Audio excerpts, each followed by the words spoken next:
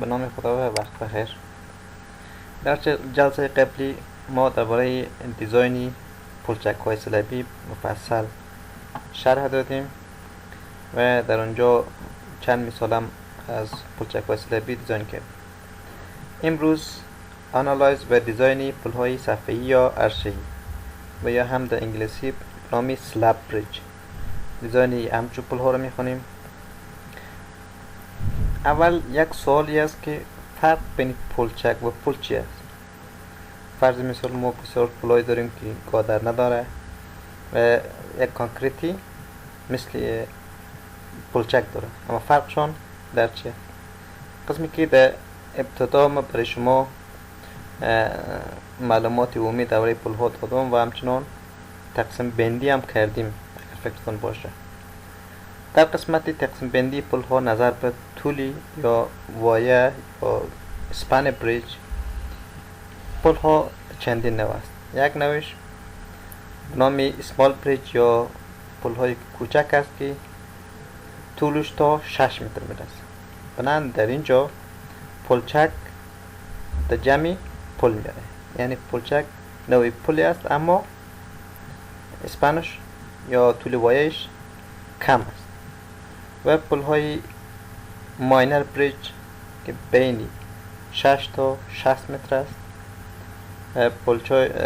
پل‌های داریم که بین 60 تا 120 متر است، به نام میجر بریج یاد میشه و لانگ اسپن هم از 120 متر بالاتر. بر علاوه ای که پلچک یعنی جزئی از پل است اما بعضی فرق‌ها هم داره. در پلچک عموما ما تهداب‌های سطحی می داشته باشیم، یعنی دیپ فاوندیشن یا تهداب‌های عمیق نداریم. فرق دیگه ایش این است که پلچک عموما در زمین گور میشه. فرض مثال این پلچک ببینین تقریبا سرش چقدر فیلینگ خواهد آمد باش چک کنیم. تقریبا 1.2 متر فیلینگ داره، اما ما در پل‌ها عموما فیلینگ نداریم. در پل‌ها فیلینگ نیست. در پلچک‌ها عموما در زمین گور میشه، بین سرک‌ها و فیلینگ زیاد داشته باشه، میتونه 1 متر، 2 متر، 5 متر، 7 متر همچنان. و در پل‌ها ما فیلینگ نداریم. مثلا این پل شما ببینید، در این پل فقط پیر یا پیر پل هاست و همچنان سلاب پل هاست و بالاش مستقیم موتر. اما در پلچک ها عموما اینا در زمین گور میشه و سرشان فیلینگ میاد. خب امروز ما سلاب بریج میکنیم، یعنی پل هایی که گادر نداره.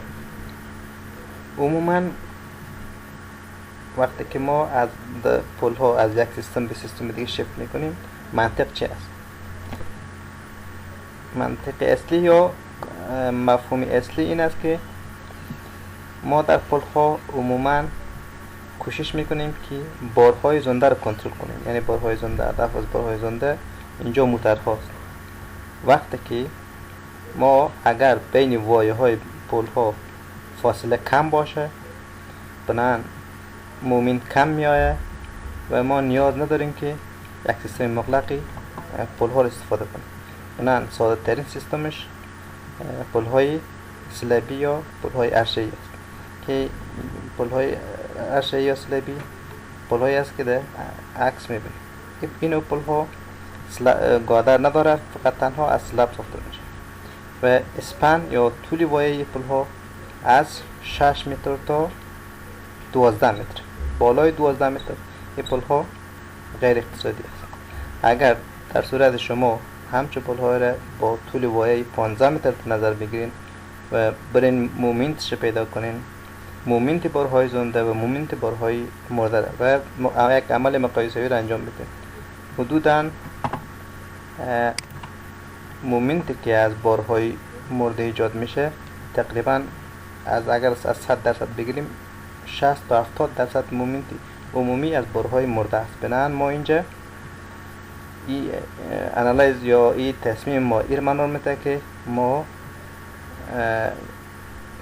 چالش عمده دیزاین ما بارهای مرده است، نه بارهای زنده. بنابراین این در 15 متر، در 16 متر، در 20 متر سیستمی پل‌های عرشه‌ای جواب نمیده.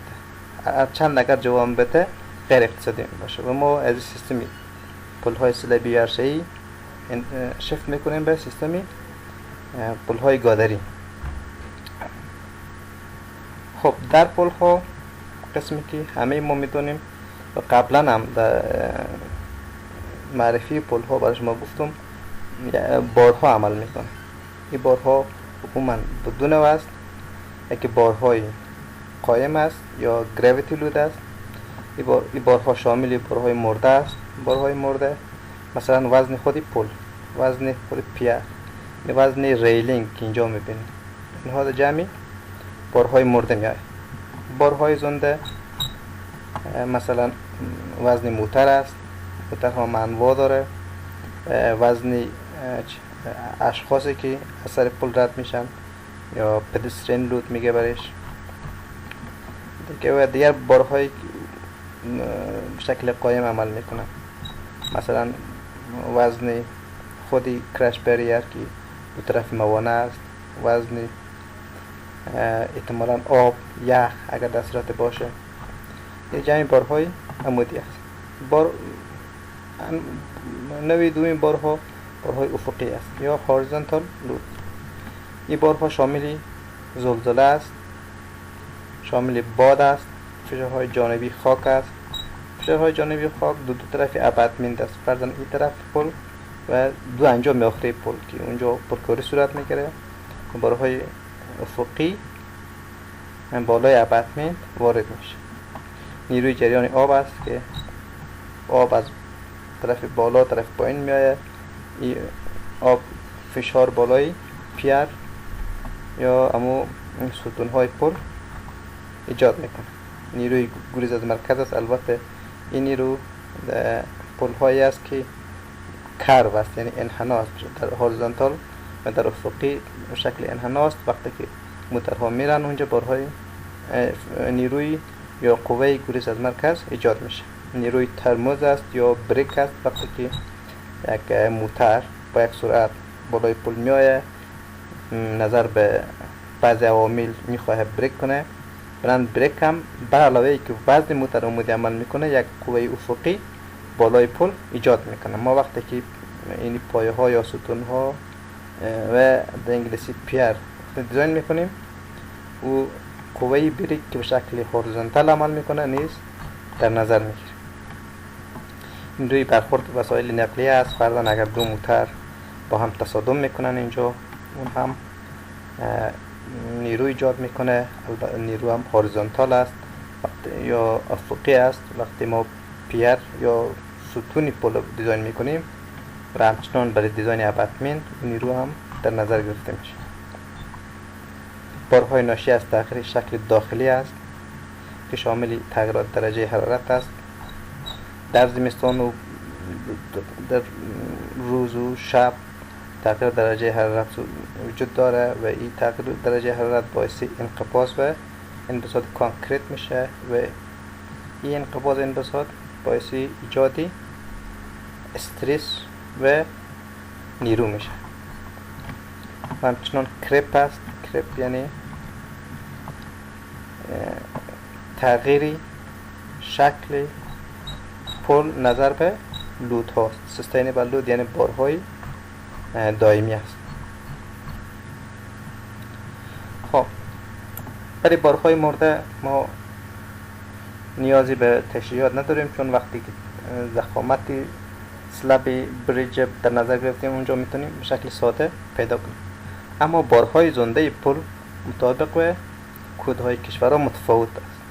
فرضاً اگر شما کود هند بررسی کنید و از استانداردهای خودشان می داشته باشند، کلاسی فرضاً دبل اترک، کلاس اترک، کلاس آر 70 است و همچنان بعضی کلاس های و تقسیم بندی های دیگر. اما در اینجا ما نظر به کود اشتو پل ها رو دیزاین میکنیم. تا اشتو 82 LRFD 2007 که اینجا هست. برای دیزاین پل ها ما از نوعی موتر HL93 استفاده میکنیم. این عکسش هست HL93. اما این HL93 سه عنصر داره، یعنی سه جزء داره یا سه کامپوننت داره. اولش ترک دیزاین است که این موتر است ترک دیزاین. دومش تندم است و سومش هم لین لود است. و ما یک به یک اینها را تشریح میکنیم. HL93 ترک لود. خب قسمی که در شکل میبینید این موتر سه اکسل است. اکسل اول یا فرانت اکسل، اکسل میانی و اکسل آخری. در اکسل اول 35 کیلو نیوتن است. در اکسل دوم 145 کیلو نیوتن و در اکسل سوم هم 145 کیلو نیوتن. فاصله بین اکسل ها از اکسل اول تا اکسل میانی 4.3 متر است. احتمالاً اینجا نوشته است. بله 4.3 متر. فاصله بین اکسل میانی تا اکسل آخری از 4.3 متر تا الی 9 متر است. خب این الیویشن HL93 ترک است و این هم پلان است. در پلان یا پلان ویل لود نشان داده شده. این اکسل لود است 35 کیلو نیوتن، یعنی اکسل لود مجموعی از ویل لود در یک قطار نشان میده. فرضاً اکسل لودی 8 کپس یا به واحد SI 35 کیلو نیوتن. این دو ویل داره، یک ویل این است و یک ویل هم یعنی 35 تقسیم 2 کنیم میشه 17.5 کیلو نیوتن یک ویل سر یک ویل میآید و 17.5 کیلو نیوتن سر ویل دومی. خب این اعداد چی است؟ 510 250. این تایر کانتکت است، یعنی سطح تماسی تایر با زمین که عرضش 510 میلیمتر است و طولش هم 250 میلیمتر. و همچنان اکسل میانی که این اکسل هم دو ویل داره، یک ویلش این است و ویل دومی 145 تقسیم 2 ویل کنیم هر ویل 72.5 کیلو نیوتن بالاش وارد میشه. و همچنان ویل آخری هم مثل ویل میانی که 145 کیلو نیوتن داره. اگر البته اکسل اگر بخوایم به ویل پیدا کنیم 145 تقسیم 2 میکنیم، چرا؟ به خاطر اینجا دو ویل داریم، یک ویل اینجاست یک ویل اینجا. 145 تقسیم 2 72.5 و 72.5. خب طول ترک ما 4.3 تا 4.3 جمع 4.3 تا 9 مجموعه طولش اینقدر است و عرضی ترک ما همیشه 1.8 متر است، یعنی سنتر تو سنتر یا فاصله از مرکز ویل تا مرکز ویل دومی 1.8 متر. این همیشه ثابت است 1.8 متر. فاصله بین اکسل اولی و میانی هم ثابت است. فاصله بین اکسل دومی و آخری یا میانی و آخری از 4.3 تا 9 متر است. این چه وقت تغییر میکنه؟ ما وقتی که دیزاین میکنیم این فاصله باید تغییر بده.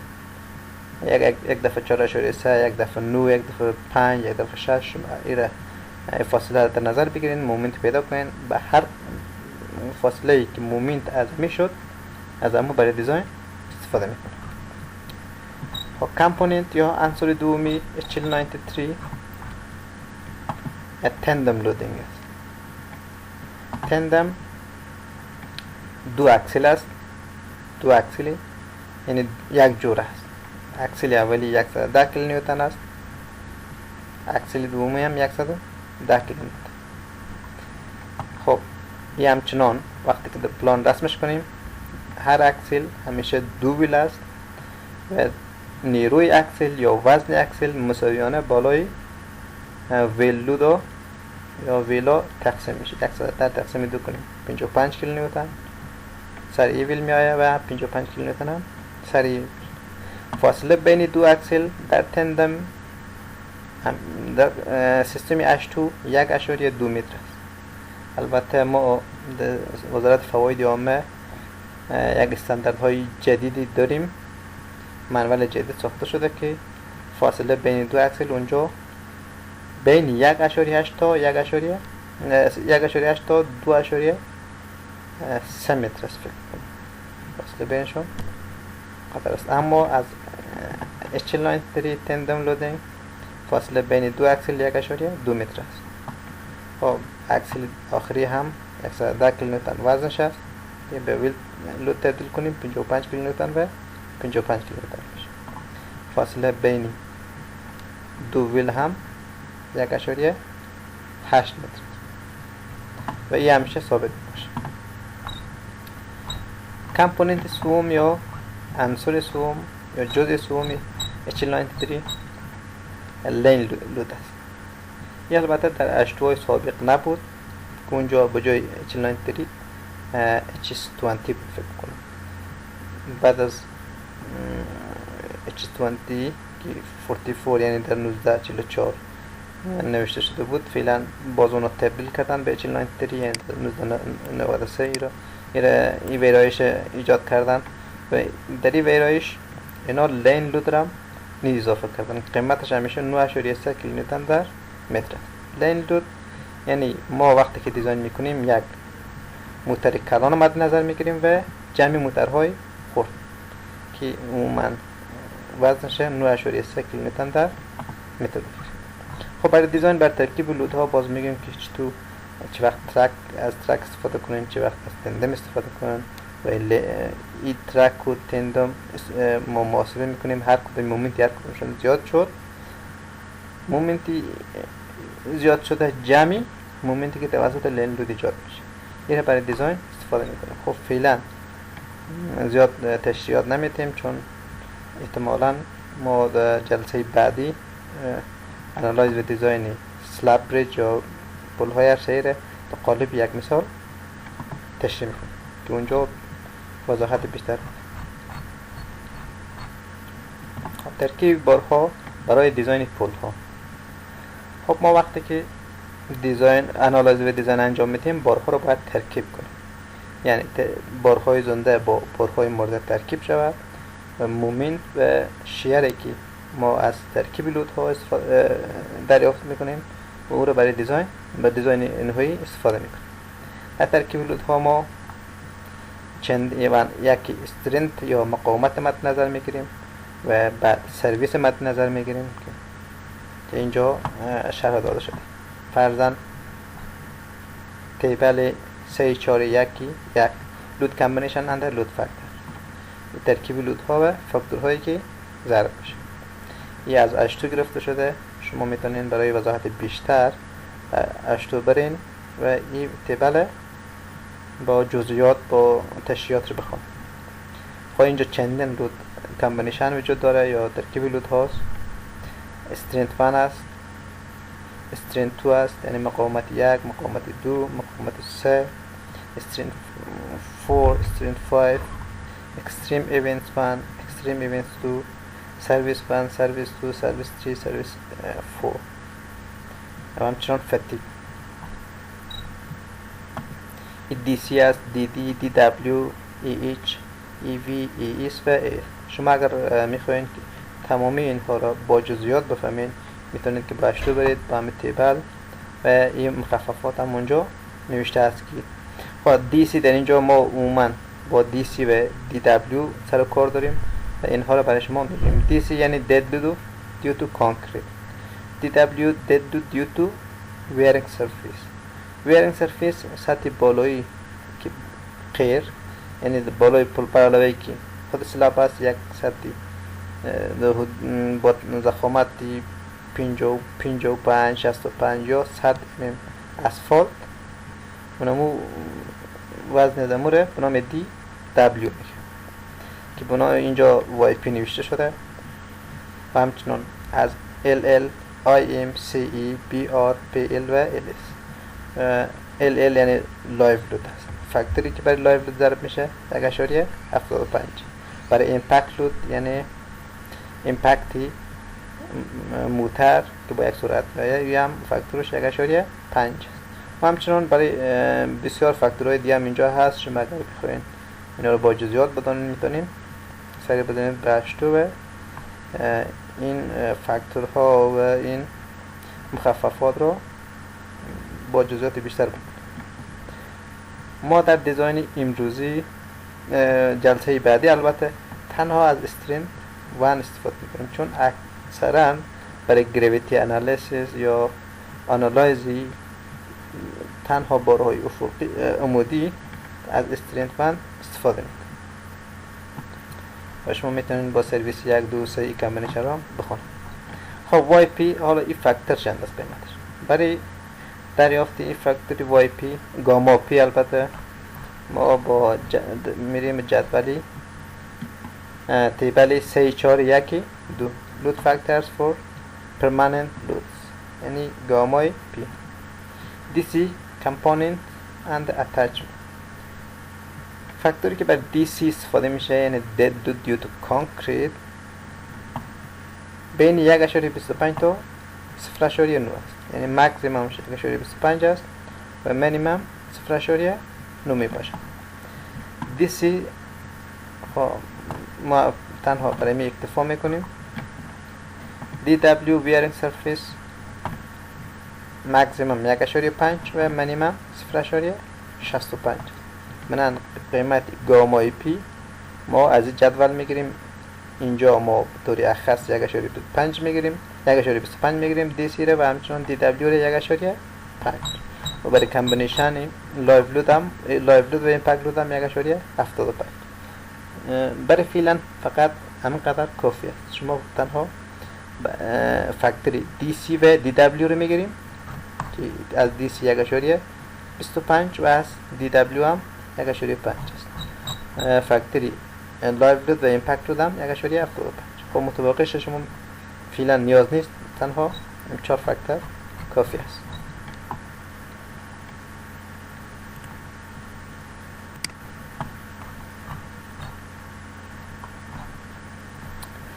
خب پروسیجر دیزاین پل‌های عرشی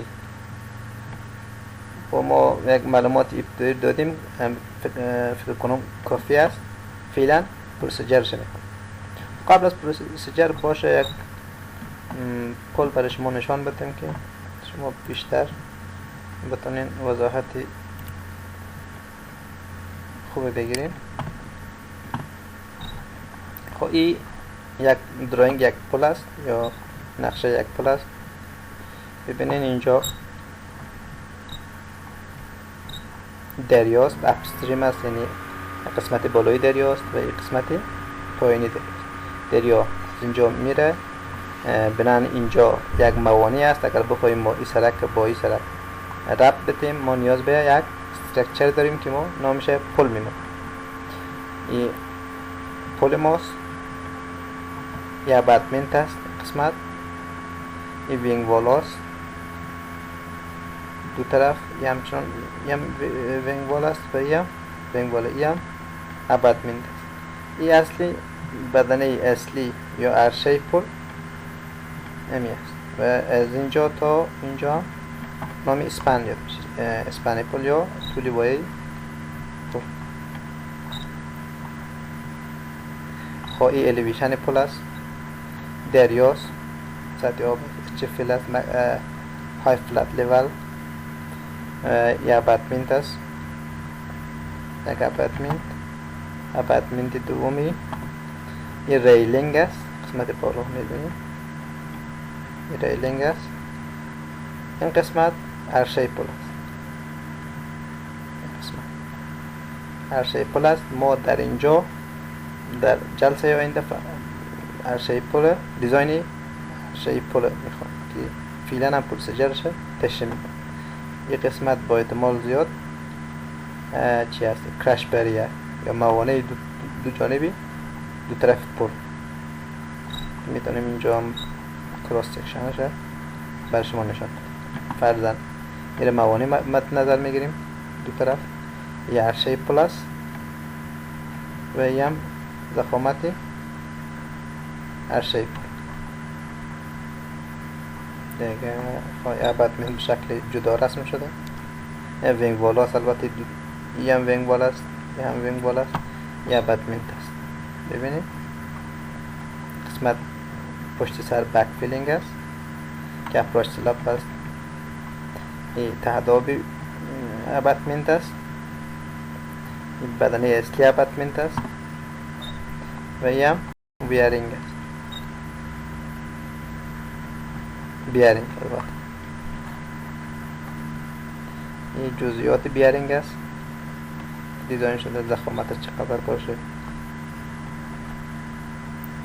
و این هم اکسپنشن جوینت است به پل استفاده میشه. اینجا از جوینت چند میلی است، احتمالاً 50 میلی متر باشه. اینجا 50 میلی متر.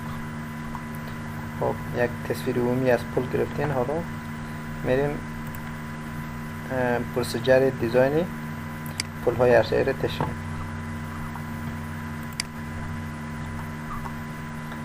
خب ما پروسیجر دیزاین پل های عرصه‌ای را به شکل مرحله وار توضیح میدیم. امروز مثال کار نمی‌کنیم، برای جلسه بعدی این پروسیجر در قالب یک مثال کار. مرحله اول، در این مرحله عناصر ذیل باید مشخص کرد. یک طول موثر وایه پل ها همراه با ترسیم پلان و مقطع. یعنی ما در اولین مرحله ما طول موثر وایه پل یا افکتیو اسپن پیدا کنیم. ببینید مثلا این پل ماست، پل عرشه‌ای ماست.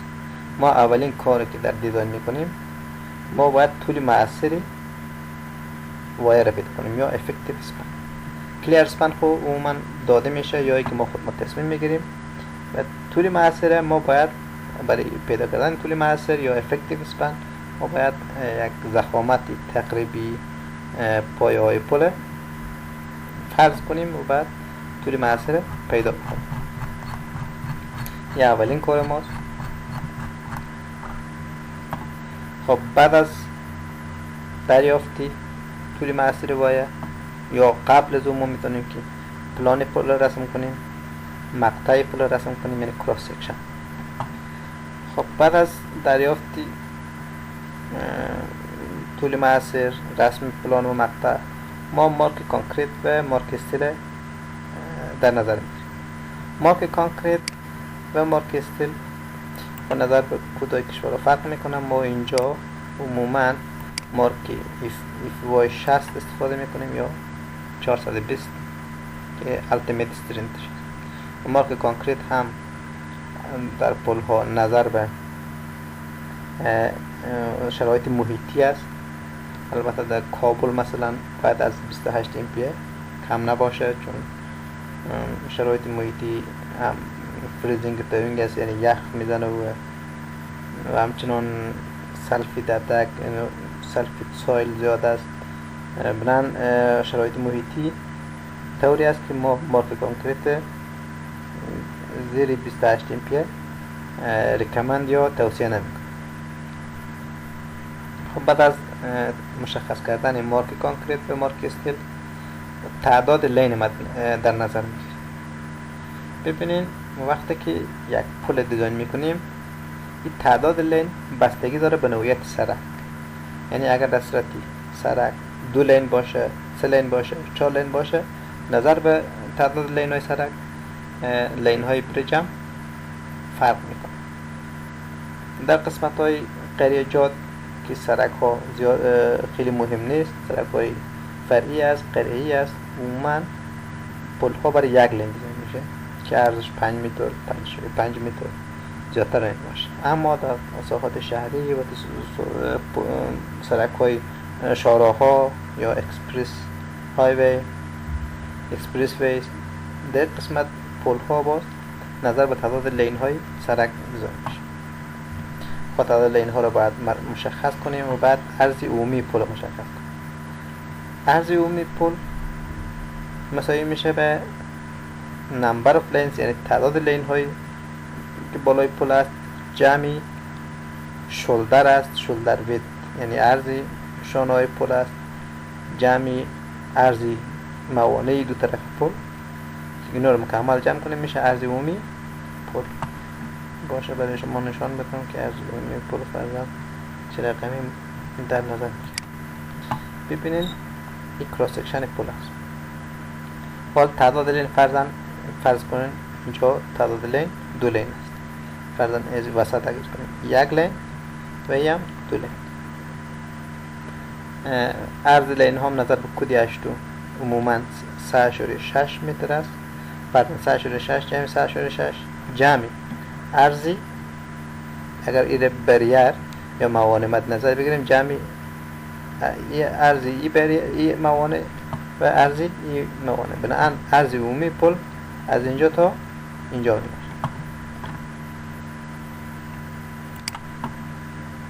خب و عرض شانه پل. عرض شانه پل هم کودها برایشان قیمت های مشخص داده با احتمال زیاد H2 و IRC بین 1 تا 1.2 تا 1.5 مشخص کرده. عموما ما میتونیم 1.5 تا 1.2 مد نظر بگیریم. در مرحله دوم دریافتی ارزی تسمه های دریافتی ارز تقریبی تسمه های داخلی و خارجی است. interior distribute and exterior distribute است. خب تسمه های داخلی و خارجی چه معنا میده؟ فعلا ما فرمولای فرمولاش است. خب برای وضاحت بیشتر باشه سر بزنیم به درایینگ. شما فرض کنید که این عرض عمومی پل است. استریپ به این معنی فرض اینمی قسمته ما میتونیم یک استریپ یا یک تصمیم مد نظر بگیریم. عرض تقریب ما وقتی یک پل دیزاین میکنیم باید ما امو استریپ یا امو تصمیم رو پیدا کنیم که عرض تصمیم یا استریپ رو پیدا کنیم که بار بالاش منتشر میشه. بار موترها عموما به شکل اکسل لود است، به شکل پوینت لود است. اینا وقتی که بالای پل میره و این منتشر میشه این منتشر میشه به یک عرض و این عرض باید پیدا شد. در دیزاین ما همین کار میکنیم. تصمیم های داخلی داریم و تصمیم های خارجی. تصمیم های داخلی فرضاً یک تصمیم داخلی است، این میتونه دیگه تصمیم داخلی باشه و این هم میتونه فرضاً تصمیم دیگری باشه. و تصمیم های خارجی این قسمت بیرون این قسمت های بیرونی رو میتونه تصمیم خارجی در نظر بگیریم.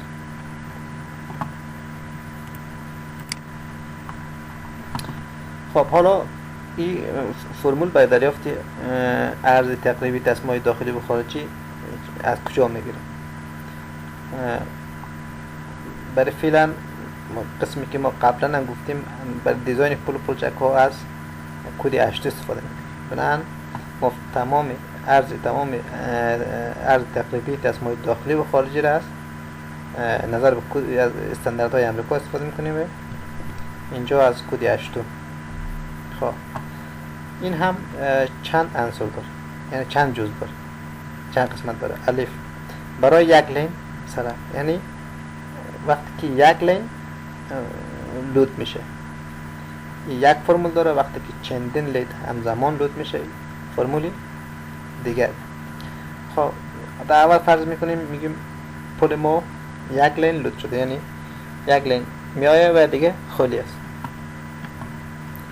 وقتی که پل یک لین لود میشه عرض تقریبی تصمیم داخلی از فرمولی زل بگم میشه. این مساوی میشه به 250 جمع 0.42 ضربی جذری L1 ضربی L2. خب ای equivalent width یا عرض تقریبی تصمیم است، تصمیم داخلی البته. L1 modified span length taken equal to the lesser of the actual span or 80,000 mm یعنی 18 متر. خب باشه برای وضاحت بیشتر actual length یعنی actual span یعنی طولی وای چیزی که در existing است، یعنی ما تستینگ رو کردیم. actual length یعنی از این فاصله تا این فاصله. میگه L1 کوچکتری از این فاصله تا این فاصله است یا 18 متر است. برای دیزاین ما وقتی که استفاده کردیم اول چک میکنیم اسپان واقعی چقدر است. اگر در صورت اسپان واقعی فرضاً 9 یا 10 متر است و اونجا هم یک شرایط دیگه هم که 18 متر بود مد نظر گرفته شده، کوچکتری از این دو قیمت میگیره. اگر ما فرض مثال طولی وای مؤثر یا وای ما 10 متر است، اینجا L1 10 متر میگیره. اگر در صورتی که طولی وای ما 25 متر می بود، اینجا L1 قیمتش 18 متر. گفتم modified span length taken equal to the lesser of actual span or 18 متر. L1 برای modified length است، یعنی طولی مودیفای شده، یعنی تغییرات برش آمده. W1 چی است؟ modified edge to edge width of bridge taken to be equal to the lesser of the actual width or 18 meter for multiple lane loading or 9000 mm است البته اینجا for single lane loading. خب اینجا یک کمی باریکی داره، متوجه باشین. اگر در صورتی که چندین لین لود میشه همزمان، این کاندیشن استفاده میکنیم. اگر در صورتی که یک لین لود میشه، این کاندیشن استفاده میکنیم. خب اینجا فرض مثال each to each چی است؟ with each to each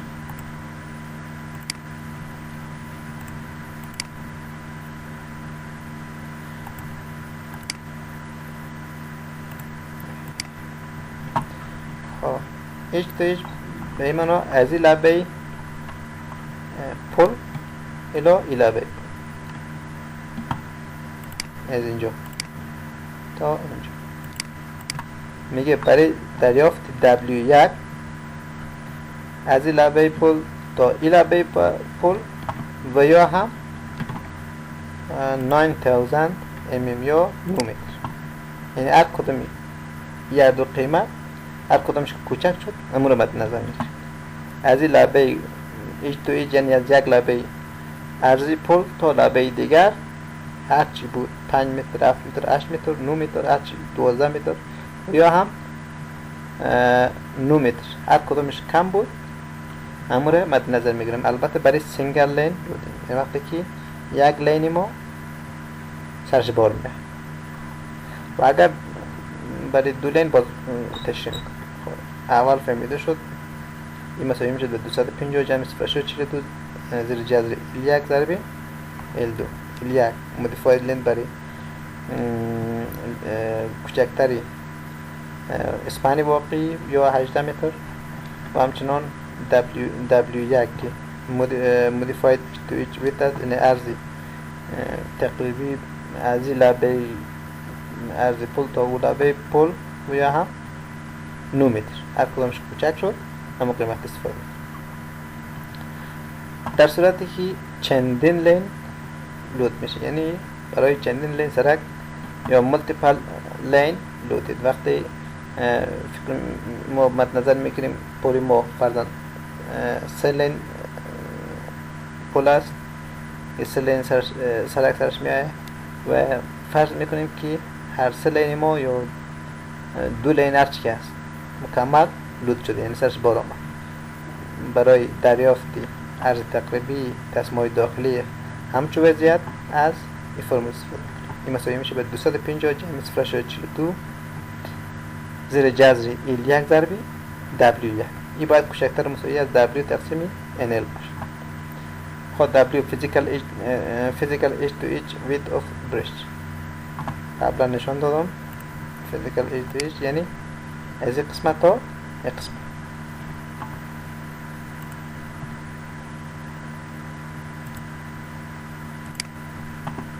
W1 L1 هم قبلا تشریح شد که W1 ای بود و یک W کم این بار برای ملتیپل لین بود، یعنی برای چندین لین که همزمان بارگذاری میشه.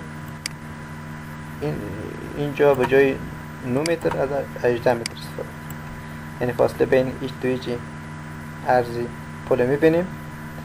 قیمت هرچند شد با 18 متر مقایسه میکنیم، هر کدامش کوچک بود اما قیمت برای دریافتی عرض تقریبی تصمیم استفاده.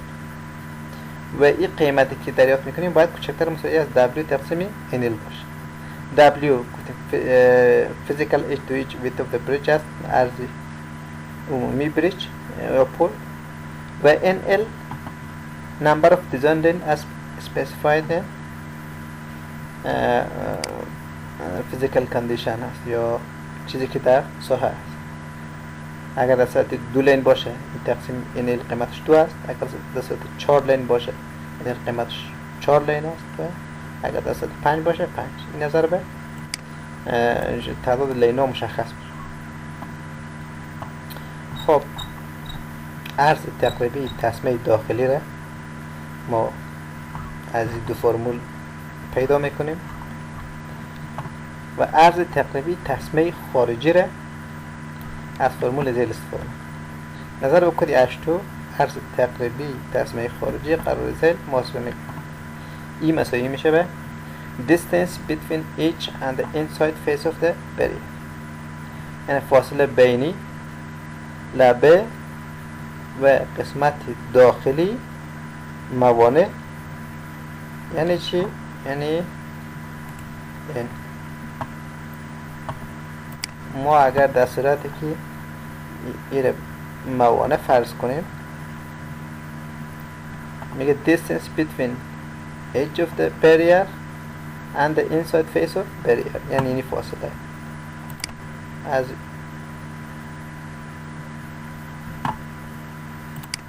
اینجا تا اینجا. این فاصله جمعی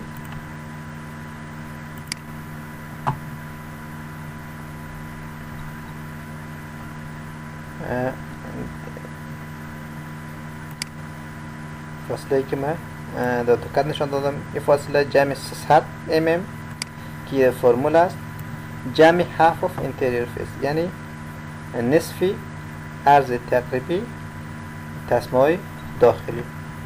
اینا رو پیدا میکنیم، اینا رو هم نصف میکنیم و این باید کوچکتر مساوی است از 1800 mm باشه. یعنی وقتی ما قیمت ها رو ماندیم این نباید در هیچ صورت بزرگتر است 1.8 متر شد. اگر درصد بزرگتر میشد از 1.8 متر استفاده میکنیم برای دریافت عرض تقریبی تسمه خارجی. و اگر در صورتی که کمتر میشد اما قیمتی واقعی کشف شده استفاده میکنیم. خب مرحله دوم هم ختم است. در مرحله سوم ضخامت تقریبی عرشه یا سلب پل دریافت میکنیم. ضخامت تقریبی را از کجا دریافت میکنیم؟ از H2. ما قبلا سلب بریج هم سلب کالورت هم خواندیم، فرمول برش وجود داره، شما میتونید از اینجا دریافتش.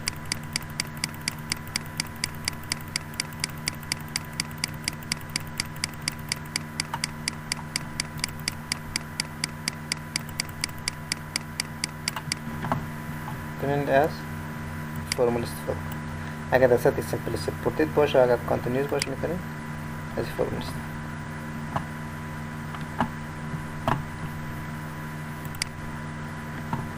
خب بارهای مرده پل بعد از دریافت ضخامت عرض تقریبی میتونیم بارهای مرده پل دریافت کنیم. بعد از دریافت بارهای مرده قسمی که در سلاب کالورت هم خواندیم مومنت انحنا رو میتونیم پیدا کنیم و قوای بریشی ناشی از بارهای مرده رو میتونیم پیدا کنیم. مرحله چهارم. در این مرحله نوعیت موتور و بارهای زنده دیگر که بالای پل وارد میشود مشخص میکنیم. برای دریافت مومنت از نوعیت موتورهای باربری نوعی امریکایی که در H2 مشخص کرده استفاده میشود. البته ما در اینجا از H2 استفاده میکنیم. از من خاطر موتورها موتورهایی که در اشتو مشخص شده از همون موتورها استفاده کنیم. باید در صورتی که به طور عموم این چنین نیست. هر کشور از خود استاندارد داره و شما میتونید نظر به کشورهای استانداردهای کشورهای مختلف نظر به تقاضا ازش استفاده کنید. به طور خود در اینجا به طور اخص از HL93 استفاده میشه. برای دریافت مومنت و قوه برشی ناشی از وزن موتور از میتود اینفلوئنس لاین دیاگرام و یا هم از میتود ابسولوت ماکسیمم بندینگ مومنت استفاده میشه. خب شما در استرکچر احتمالاً 2 یا هم شاید استرکچر یک میتودی به نام ILD خواندین، یعنی اینفلوئنس لاین دیاگرام. این میتود برای دریافتی قوه‌های برشی و مومنتی بارهای مووینگ لود، یعنی بارهایی که به حرکت هستن استفاده میشه. اگر در صورت شما فراموش کردین تونین سر بزنید به استرکچر و این میتود دقیق یاد بگیرید. اگر یاد نداشته باشین احتمالاً ما در دیزاینی پول ها از این استفاده میکنیم و شما دچار مشکل میشید. بنابراین بهتر است که قبل از شما ما برای دیزاین بریم و مثال کار کنیم، شما برین استرکچر 1 یا 2 هر استرکچر کندین این میتود ریوایز بکنید، یک بار بازخوانی کنین و خوب یاد بگیرید. و یا هم اگر در صورت این میتود خوب یاد ندارید شما میتونید از ابسولوت ماکسیمم بندینگ مومنت استفاده کنید. این میتود هم احتمالاً شما در استرکچر خوندین، اگر نخوندین هم کتاب‌ها رو ببینید، اینترنت ببینید و یادش کنید یا پیش کسی بروید رو بخونید. خب شما الزامی نیست که هر دو میتود استفاده یاد داشته باشین. یک میتود هم اگر یاد داشته باشین میتونین کارهای دیزاین پیش ببرید. و توصیه من این است که شما باید 100% اینفلوئنس لاین دیاگرام یاد داشته باشین و اگر یاد ندارین هم یاد بگیرید. مرحله پنجم. در مرحله پنجم ترکیب بارهای زنده و مرده انجام میگردد. برای ترکیب بارهای مرده و زنده از اشتو استفاده کنید. اینجا ما برای شما ترکیب بارهای مرده و زنده و به شمول باد از ضروره همه چیز اینجا ماندم، شما میتونید ازش استفاده بکنید. فعلا احتمالاً برای شما واضح نیست که شاید هم سخت باشه، اما ما وقتی که مثال کار کردیم، دیزاین کردیم، ترکیبی لودها رو انجام دادیم اونجا ساده میشه. فعلا شما نیاز ندارید که جدول رو بفهمید، فقط استرینتی وان فاکتورایش رو شما حفظ کنید که برای دد لود و بیارینگ سرویس یعنی دی سی و دی دبلیو فاکتورایش از دی سی 1.25 است، از دی دبلیو هم 1.50، برای لایف لود و ایمپکت لود هم 1.75. اینقدر فعلا کافی است برای شما.